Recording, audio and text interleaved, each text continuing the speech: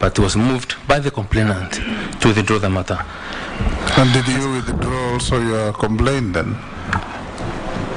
To date, on extortion? To date, Mr. Chairman, I have not.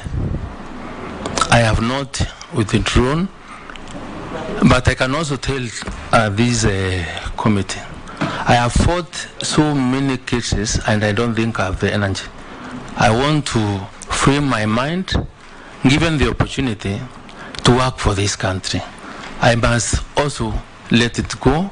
I must forget the pain, the persecution that I've gone through, and I have left to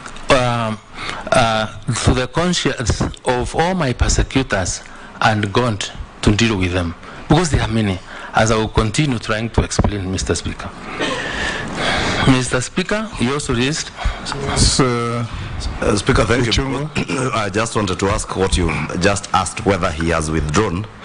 But maybe in relation to that, have you been able to establish, other than the complainant in that case, because there are also men who are involved, whether these particular people who are involved were DCI officers? Because why I said I was privy to information, Honorable Speaker, is because I had the same sort of incident with Honorable Linturi when criminals poisoned people in Kikuyu, and DCI Kinoti did exactly the same thing he did with this case.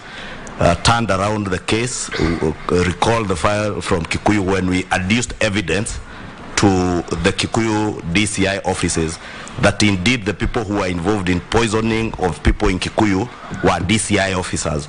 And I'm asking that because would you be aware whether the other men may have been DCI officers?